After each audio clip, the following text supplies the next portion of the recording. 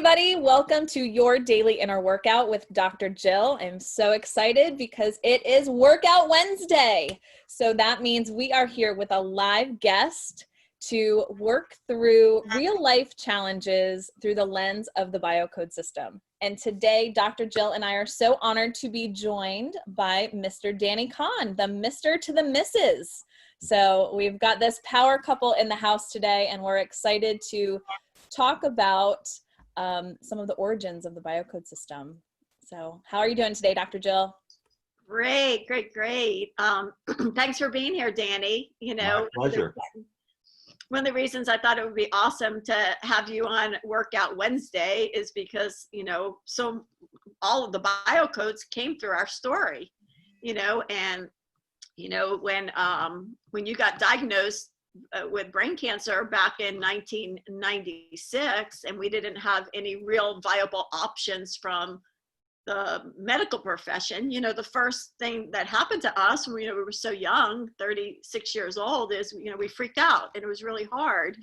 And the noises from the outside world, whether it be the doctors or concern from family or friends, and the fear was overwhelming. So I'd love for you to just share a little bit, through the lens of BioCode 2, how we stop that story in our head, that negative self-talk loop, and pulled our focus forward so we could conquer this and navigate it and strengthen through the years as you went through your healing process. So yeah, I'd love for you to just share a little bit of your perspective about, where BioCode 2 basically was born. Okay. Well, it's my pleasure to be here, by the way. Yeah, so it was back in 96 when that happened, and long story short, I had a seizure, went to the hospital, and they had diagnosed me with this brain tumor. And they weren't real positive about, about what the outcome would be, basically saying a few years or something like that.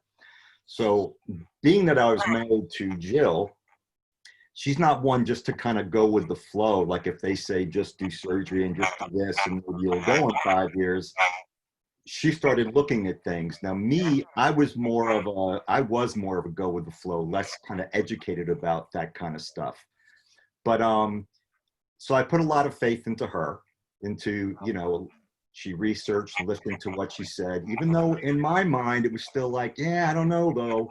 The doctor said I should do surgery kind of thing, so I might go back and forth with it a little bit. But once I was never scared. I never thought I was going to die or anything like that. That just never went through my head.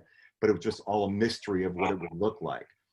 But once Jill researched stuff and came up with a plan and idea to look at, and I was able to look at it at that point, then I was able to kind of turn all that off in my brain and say, okay, let's just now focus on this rather than saying, should I do that? Or should I do this? And then just go ahead, straight ahead and go that route. And that was good because it just, it let my mind rest a little bit. And because that's what my mind does anyway, it, goes back and forth. So it let me rest a little bit and just say, okay, cool. This is the direction we're going to go and let's do it. And it made it, a heck of a lot easier once I got rid of all of the doubts and, what should I do? What should I do kind of thing. I remember back in the day, yeah, I definitely took the lead, and, hearing that you had 5 to 7 years to live and that surgery wasn't a viable option because it was in the cognitive portion of your brain and it could have caused damage was very, very, very scary.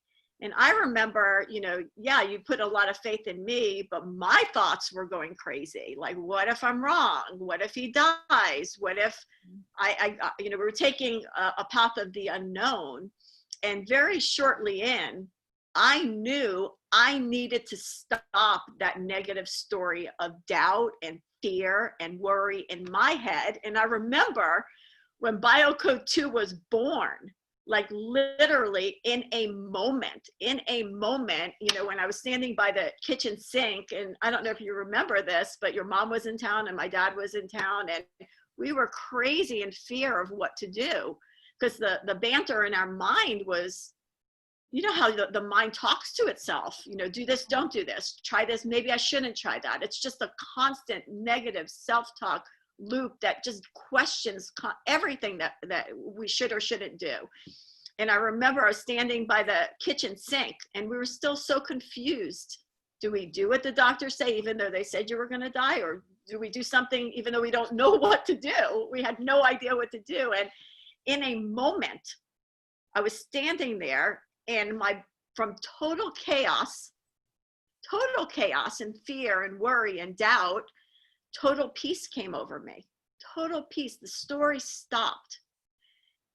And I felt trust inside of myself. And I turned to you, and I know you remember this. And I said, Danny, I knew. I said, not only are you going to be okay, but we're going to help so many people along the way. And that's exactly what happened. And that BioCode moment of feeling the control of my thoughts to stop the story and practice trust is where BioCode 2 honestly birthed itself in that moment. So I know you could relate to clearly. Yeah, it's always nice when I'd like to say it's natural, but I guess it depends on who you are. But when you do go through anything, you think, right, who can I help with this?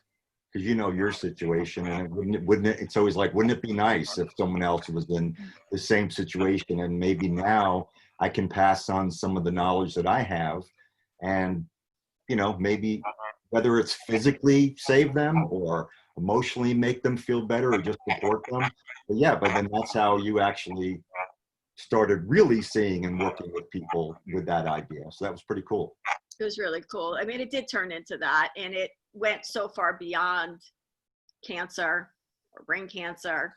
It turned into everyday life, because what we figured out was it wasn't really the big things that were driving people crazy, right, as much as their everyday life and everyday moments.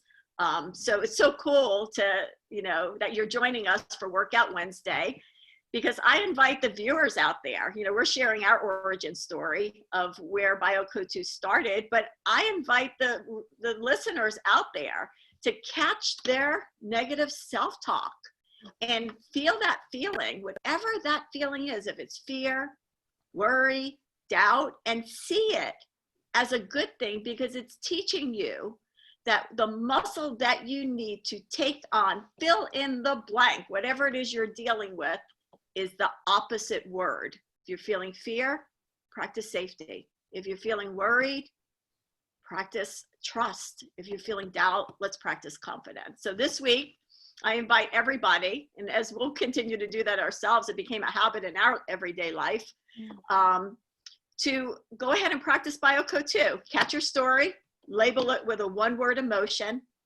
and practice that opposite emotion simply by saying, practice trust. And I promise you, like any good exercise program, the more you practice it, the stronger you're going to get. So thank you, Danny, for sharing your story. Thank you. I appreciate all that you've done for me. It's been a nice ride. It's been a nice ride. We're very lucky. Oh, thank you so much for joining us today, Danny. Thank you, Rebecca.